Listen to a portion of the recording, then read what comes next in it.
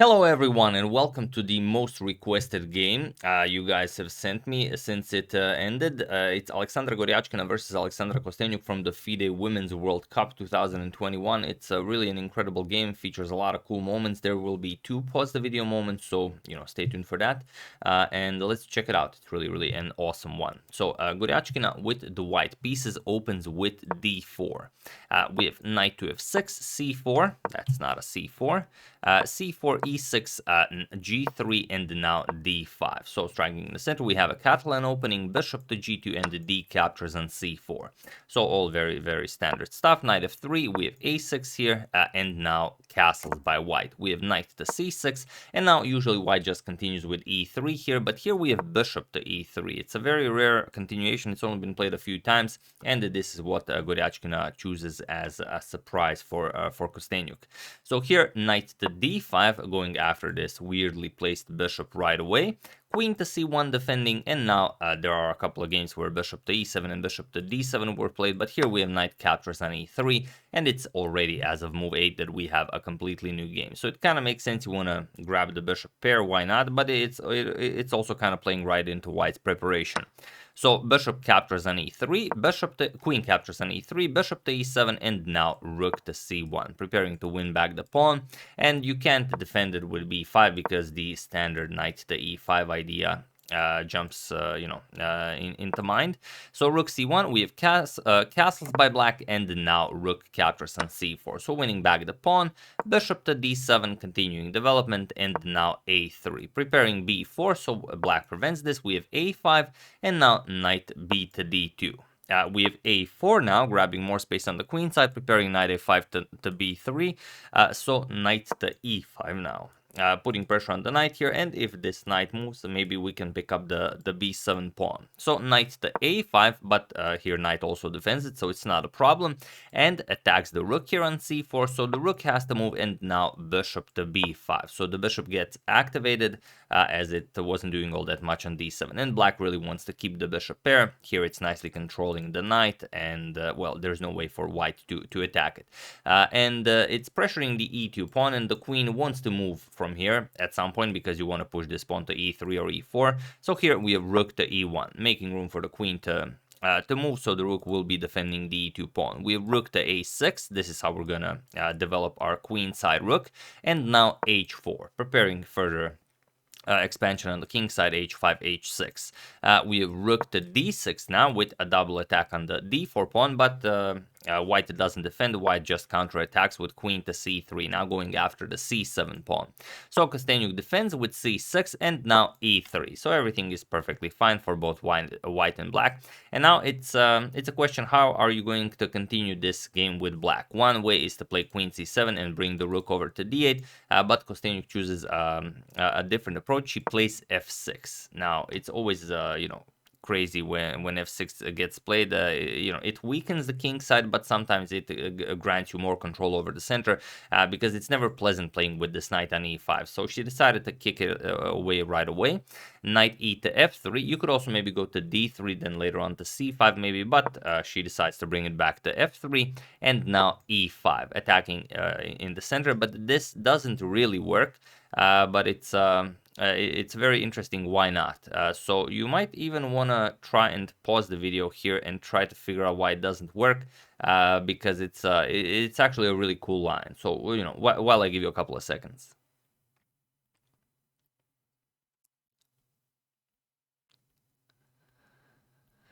So for those of you who were able to do it, congratulations, as I know that's the first move that you thought of. And for those of you who just want to enjoy the show, it's b4. There are other moves you can play in this position, but this one is just the coolest because it really shows why e5 is bad on the spot. The problem is you can't play something like e captures on d4, because if you lose your chance to play captures on b3 en passant, then you're not going to be able to play it anymore, and the knight has no squares to retreat to. So here we have to go with this idea: a captures on b3 en passant, knight, and of course you can play d captures on e5 instead of b4, if you try something like d captures on e5, let's not forget that rook to d3 just wins the queen. Forgot to mention that. So yeah, b4, just attacking. We have a captures on b3, en passant, knight captures, and queen captures with check. King h8, and now a4, challenging the bishop here, bishop to a6, and now d captures on e5. Goryachkina says, thank you for the free pawn. So this is how you nicely win a pawn. We have rook to d3 now, attacking the white queen, but now rook to c3. We have captures, f captures on e5, and now queen captures on e5, capturing the pawn while very nicely centralizing your queen. So now white is up a pawn, but black still has the bishop pair and the passed c pawn. So usually computers may favor white here, a human might favor even black here because of the bishop pair and the passed pawn. So here we have h5, first c5, black of course starts advancing the passed pawn, and now h5. The idea is of course h6 and queen captures with checkmate. Black of course will not allow this. So c4, continuing to push the passed pawn, we have h6 now, threatening checkmate, bishop to f6, and now h captures on g7 with check. Bishop captures, and now queen to h5, preparing knight to g5. And if you start pushing right away, knight g5 is just deadly, because, you know, h6, knight to f7, check, it's game over. So instead, we have queen to f6, and now still knight to g5. It seems like you shouldn't be playing knight to g5 here, but that's exactly what Goryachkina plays. Now, again, threatening checkmate, even allowing queen captures on f2. Here you have to play queen to g6. Is the only move that continues the game for black. The problem is, you know, you are left with a very bad position. So here, Kosteniuk played queen captures on f2. It's in fact the losing move, but that's why chess is fun. We have king to h2. Now comes queen to c2, guarding checkmate, and now of course a move that everyone plays. E4, we block the queen's reach to the h7 pawn, and now we have to play h6. We have to defend against checkmate. And now this is the position that everyone has been discussing, and everyone's been talking about this position. So feel free to pause the video and try to find the only winning idea for white while I give you a couple of seconds.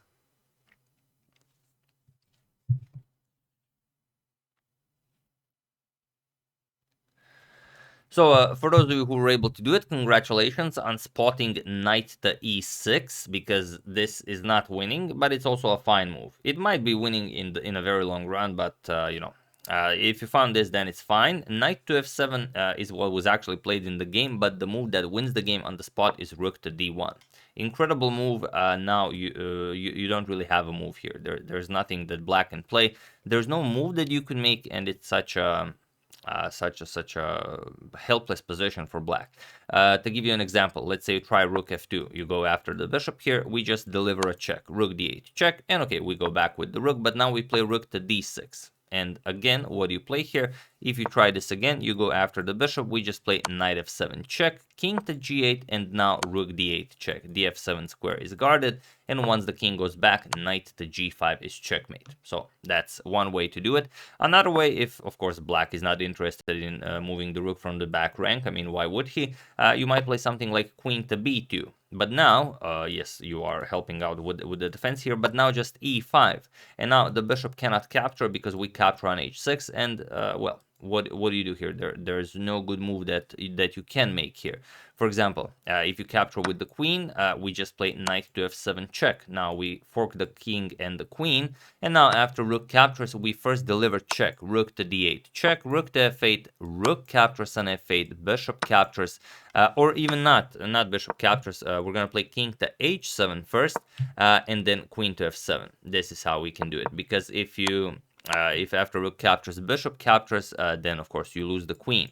So we have to play this now, queen f7, and now this is of course completely winning for white. Let's say c3, you start pushing your pawn, rook to d8 now. You play c2, now we play bishop to e4 check, incredible. Sacrificing the bishop like this, the queen captures, queen to g8 check, king to g6, now rook to d6 with check, and now the king is in a mating web. King f5 or wherever, doesn't really matter. Queen f7 check, king to g4, rook g6 check, and now you have to go here under the mask, and now let's say rook g7 opens up a discovery, queen to g6, only move, there's nothing you can play, queen captures will be checkmate. So after rook to d1, there is nothing that black can play, no piece black black can move, it's just dead loss for black. But it's also not a move you play easily, because it seems like it's doing nothing, but it's doing everything. It has to be on an open line.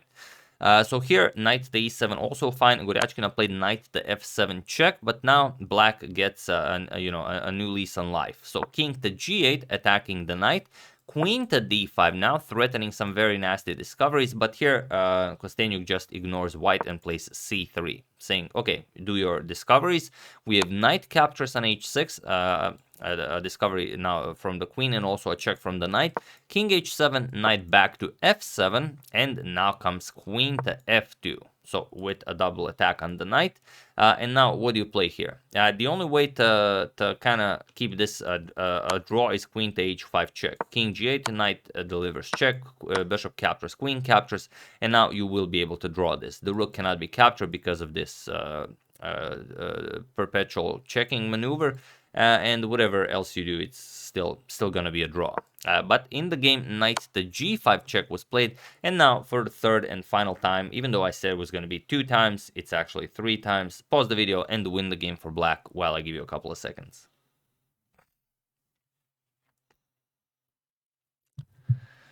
So for those of you who were able to do it, congratulations on always going forward with your king. That's how games are won. And for those of you who just want to enjoy the show, it's king to g6. That's the good stuff. And now, what do you play here? White has to play something, and it's not easy finding a move, because, well, the rook is still attacked here on d1. So what can you play? Rook to h1 was played, kind of trying to maybe make use of the h-file if the queen ever moves from f2, but now queen to d4. Kosteniuk now just offers a queen trade, and she says, okay, my pass pawn will be sufficient.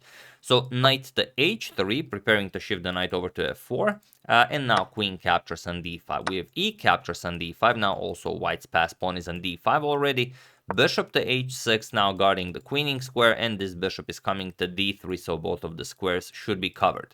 So rook to e1, and now, of course, you can play c2 right away, because bishop e4 check picks up the pawn. So here we have bishop to d3 first, and now knight, of course, will eliminate one of the bishops, either the bishop on d3, or you give up your own bishop for the knight. So bishop captures, you have to play this, or you could play rook captures and try and play this with the bishop pair, but of course bishop captures seems more natural. G captures, we have rook captures, and now d6. White starts pushing the pass pawn. Rook captures on a4, bishop captures on b7, and now rook to d4, putting the rook behind the pass pawn. King to g3, we have bishop to f5 now ready to push the pawn, and the bishop to f3. We have c2, rook to c1 now. You can't allow a move like rook to d1. You would happily give up your rook for the queening of the c pawn. So rook to c1, and now king to f6. Now we're going after this pawn. King f2, we're going to play king to e5, and here we have king to e3, and this is the move that really allowed black to go for the win. This is such a tricky position. I'm going to show you a really cool idea, and that is d7. The idea is that if the bishop captures, we just capture on c2, and if the rook captures, then we play bishop to g4, and well, then we fight this to a draw. Bishop captures, rook captures, and then we have a rook against a rook and bishop. There are many positions of this endgame. Most famous ones being the Philidor position and the Loli position, but this is not either of them, or one of the known winning positions. So maybe, I don't know if this is winning. I don't think it's winning. It should not be winning. So this was one way to do it. But here we have king to e3, and now it's a little bit easier, because now rook to d3 check pushes the king back, and now rook captures on d6, and now it's much different. Now you don't have bishop g4 because there's no rook on d7, and also the bishop falls with check. There's also that. So king to e1, but now just king to d4. And again, there's no way you can play something like bishop g4. We just move our own bishop. We don't care about your bishop anymore. So here we have bishop to d1, trying to give up some material this way. And indeed, if you capture it here, for example, rook captures, now bishop blocks, it's still not any of the known positions, so white would probably be able to draw this. Although it's one thing to said, one thing to do it in practice in the finals of the World Cup, so you never know. So instead, after bishop to d1, we have king to e3, of course, now really trying to finish off this white king here. And now the problem is you can't play bishop captures on c2. If you could play this, it'd be great, but rook g6, and I mean, this just wins the game. There's no way there's no way for you to defend this. If you capture the bishop, then it's checkmate, and if you try king to f1, then it's bishop to h3 check. Still checkmate. You have to go to e1, and then rook to g1 is checkmate. So after king e3, we have rook captures on c2. This has to be played, but now bishop captures, and now rook to d2, and now this is a known winning position, and it's very, very easy to win this. It's a rook against bishop, and you will not be able to fend off. I don't know if there are any that are maybe like immediate draws, but I don't think there are. So rook against bishop, you should be able to win it. So bishop to f5, we have rook to f2 attacking the bishop, bishop to e6, rook to f6, we have bishop to d5, rook to d6, now again going after the bishop, bishop to b3, rook to b6, and now the bishop ran out of useful squares. If you move it anywhere other than a2 or c2, you're gonna get checkmated, or okay, d1 for that matter, but that also doesn't help you. So here bishop to c2 was played, but now just rook to a6, and it was in this position on move 64. That's really cool. Alexandra Goryachkina resigned the game, as there is nothing more to be done here. So to give you an example, if you play something like, let's say, bishop to d1, we just play rook to a1, and you can't save the bishop. You have to move the king. We win the bishop, and then of course it's completely winning. Another thing you could do is try running away with the king, but still just rook to a1 check, king g2, and now we pin the bishop. That's it. There's no escape here. And another example, you might play, we tried bishop to d1, you could try king to d1, but then just rook to a1 check. Still, there's no squares for you. You have to give up the bishop this way. So after rook to a6, there really isn't anything you can do with white, and like I said, it was in this position that Alexandra Goryachkina resigned the game, and the first game of the final match of the FIDE Women's World Cup goes to Alexandra Kosteniuk. So really, really awesome game. Congratulations on this very nice achievement. Hope you guys enjoyed this one. So many of you have suggested it, so I always know when emails start flying in that it's going to be a great game, so thank you for that. I would like to thank Leonard Bonk, Aberovsky, David Pedersen, Jeffrey Johnson, and Michael Hildebrand for your contribution to my channel. Thank you a lot. I really appreciate it. As usual, you can check 2 of my previous videos here. Thank you for watching, and I will see you soon, continuing the coverage of the FIDE World Cup, checking up on your wonderful suggestions and whatever else happens in the chess world. Thank you all. I will see you soon, and have an excellent rest of your day.